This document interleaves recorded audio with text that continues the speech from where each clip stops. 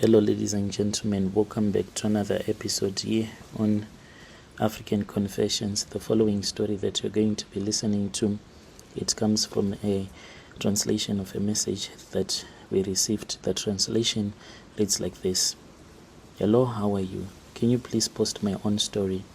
It's anonymous. Before people judge me, if it was you that find yourself in a situation like this, what do you do? Do you stop collecting this money from this pastor, or you keep on collecting the money from him?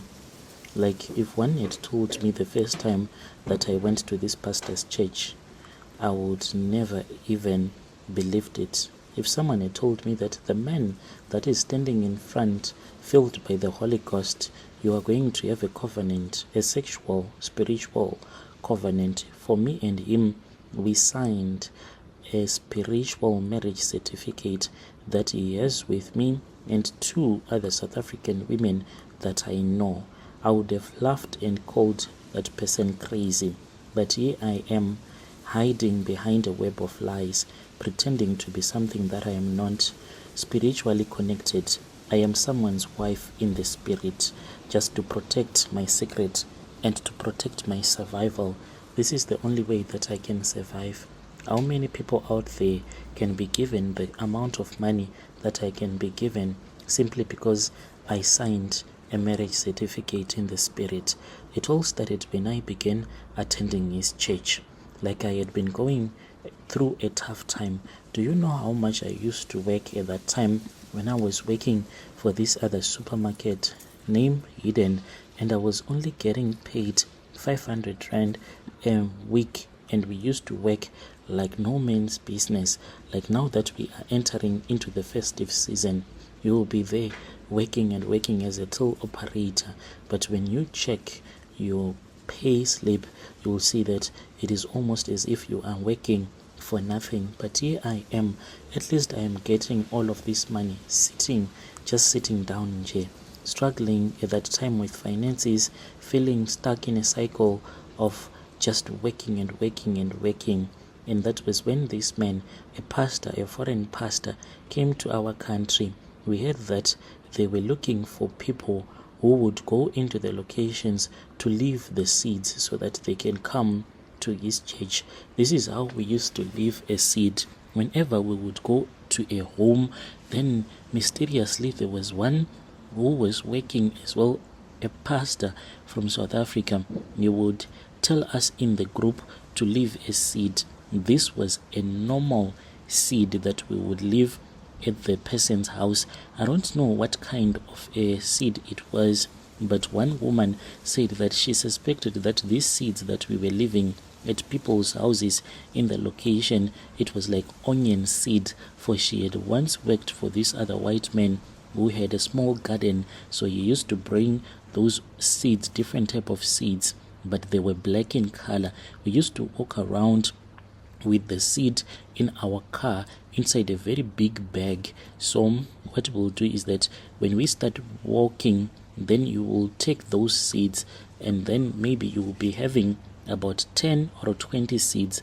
And when you leave that house where the people would have appreciated you and would have spoken with you in a nice way, when you will be leaving, returning back to the car, you will drop that little black seed at their gate, and no one would even notice, for the seeds, they were very small. And then we would move to the next house. We were told that this was a way of the pastor calling those ones that were lost to come to Christ. This man, he would preach mostly about blessings and prosperity. He said that he had tailor-made this gospel specifically for us South Africans because we were entering into a rough season where life was going to be very difficult financially. After a couple of months, whilst I was working as one who goes around throwing seeds at people's houses, that was when I was told that I was going to be speaking with Papa privately. My heart raced as I sat in his office, waiting to hear what he had to say. He looked at me and he told me that the Lord had great plans for me and he was willing to bless me if I was willing to make a sacrifice. He said, the blessings that you seek, my daughter, they are so close. They require a step of faith. He said, I love the way that you are. You are beautifully and wonderfully made. I thought that he was just quoting the scriptures. I did not even know that he was now looking at my body. I was taken aback. I had been desperate in my life. His words, they filled me with hope. He leaned in closer and he said that there was a ceremony that was going to happen. In this ceremony, there were some brides that were needed to be his brides, and I had been chosen to become his spiritual wife. This was the greatest honor. So he said, to become my wife in the spirit, that is the greatest honor. I said, what do you mean? What are we going to be doing? He said, this was not a physical relationship. God forbid. He said, I can never lay my hands on you. This was just a connection, a spiritual connection that was going to be blessed by God. He promised me that through this union, I would receive financial blessings like no other, a stable life, the freedom from hardship that I had been seeking all along. Think about it, he said. And he said, with the way that you are beautiful, you deserve a good life. God is calling you to follow this path, and I am here to lead you to that path. I was scared about this thing of becoming someone's spiritual wife and not sleeping with him physically, but spiritually. I then became this pastor's spiritual's wife. He assured me that I would soon start receiving blessings, that my life would transform. True to his word, the next month, that was when I received my first payment. It was a large sum of 8,000 rands sent to me, and then he left the country. And when he left the country, we had signed this certificate, which I was told to submit after exactly 21 days, in which I submitted that certificate at church. I don't know if they still have the certificate or not. And that was when I was told that I had to pack my belongings, for I was now going to stay at the suburbs, and it really felt like a blessing. When I started staying here, at first they lied to me and they told me that this house was going to be in my name, but I found out that the house is one of the properties that belongs to the church. So I lied to my family. Whenever they come and visit me, they think that I am working as a telemarketer from home and I am doing well. And indeed, I am going to UNISA. There is a course that I am doing there, so as to find a proper job.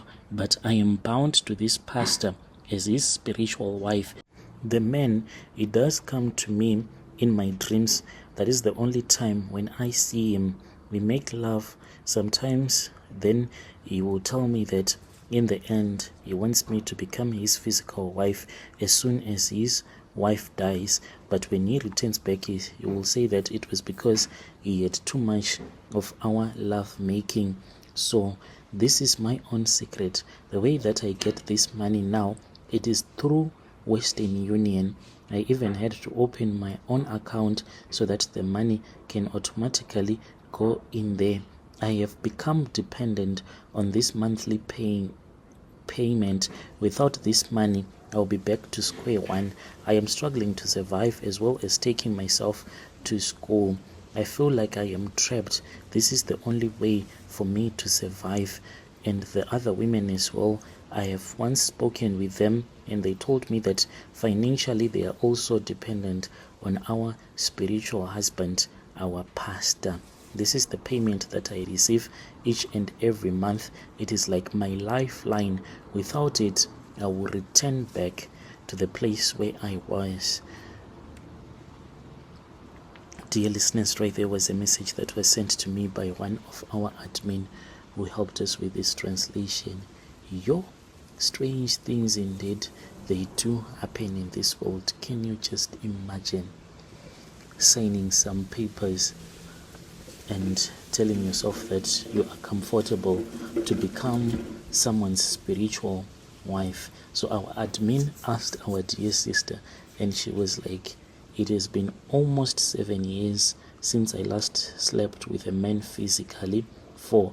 I feel like there is no need, because when this spiritual husband of mine come, when the pastor visits me at night, he leaves me satisfied, even though it happens in the dream. But when I wake up, I don't even feel like I want to be with a man. In fact, I feel disgusted when a man approaches me and tells me that he wants to be with me. Strange things indeed, they do happen in this world.